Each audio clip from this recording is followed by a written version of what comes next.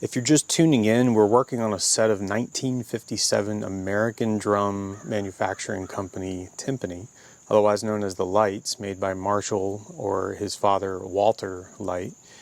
If you're interested in seeing what we've done so far, you can go back in the playlist. There's a link down below. So what I'm about to show you is dangerous. I don't necessarily need to have a disclaimer on this video, but I would like to have one that just says, don't do this. You're likely to ruin what you're working on. I've already ruined at least one hoop. I have some to spare, so that's okay. But it was a learning process. That's the cost of learning, I guess. But there is a technique called flame straightening using an oxyacetylene torch. And I think I've dialed in a pretty good method for getting spots on the hoop drawn down flat. One thing a lot of people don't think about is how flat a hoop is. Most people believe that roundness is the most important part. Flatness is even more important. So on the hoops that I made, they tend to have kind of like a surface like this. So there'd be a high spot if you were to sit it on a flat surface. If you flipped it over, that high spot would be 90 degrees different. So if you have north and south that are the high spot where they rock, if you flip the hoop over, it becomes east and west.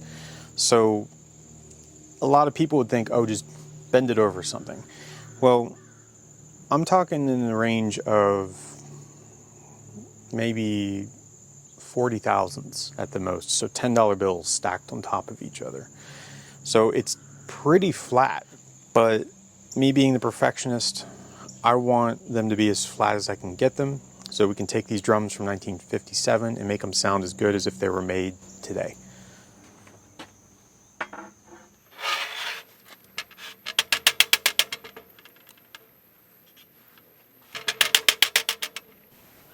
So I started this process back in August. It's currently the end of November. It's the week after Thanksgiving.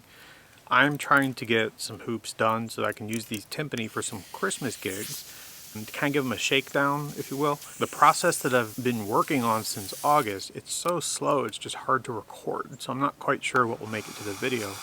But we're using flame straightening to get the hoops as flat as we can.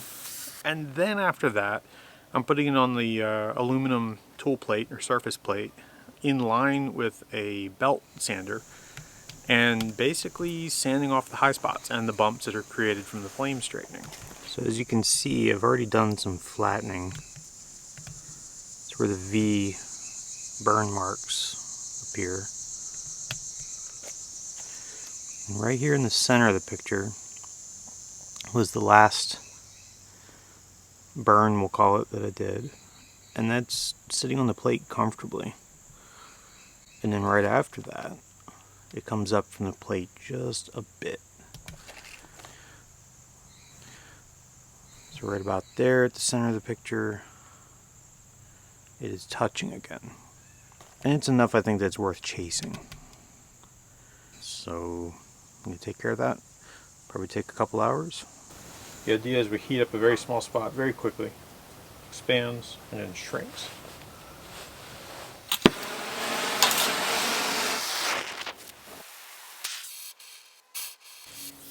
I don't know if other makers do this. I don't know if any other makers do this, but it just helps me to make as flat of a hoop as I can get while staying within round to a certain tolerance, which maybe I'll put down here what I'm working towards. But I mean, honestly, we're working for perfection here. OCD is a thing. I don't think perfectionism is certainly, it's not a fault. But at this point, I do need to get at least a pair of hoops done. Depending on how they end up after finishing, I may either do them with paint or chrome plating. If the metal is good enough for chrome plating, I'll certainly want to do that. Otherwise, I'll just paint them the same color as the frames, that deep red color.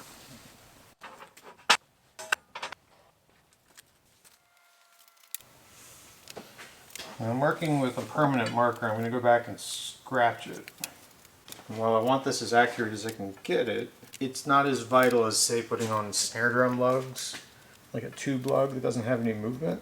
This, we can get away with some stuff. Alright, I have that laid out. Here's what we're working with.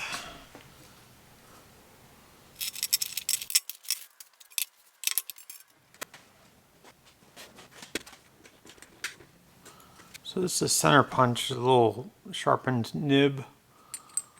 Sticks through this, puts the starter hole in.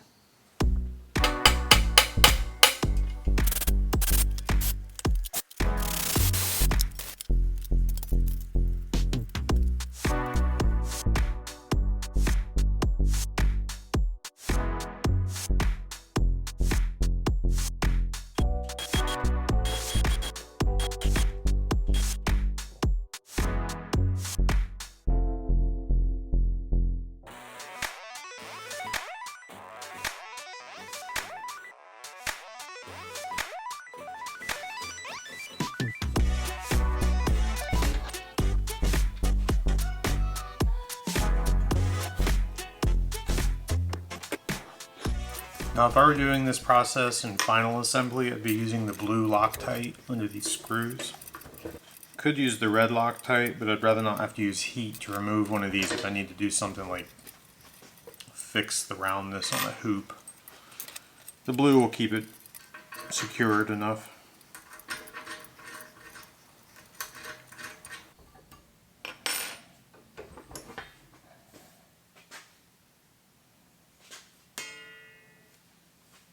So this is 3/8 inch wide adhesive felt. You can get it from places like durofelt.com. I'll put a link in a pinned comment or something like that. And I usually get 3/8 for these square hoops and 1/2 inch for the angle hoops that you're more familiar with on Ludwig's and sometimes Lights, I guess.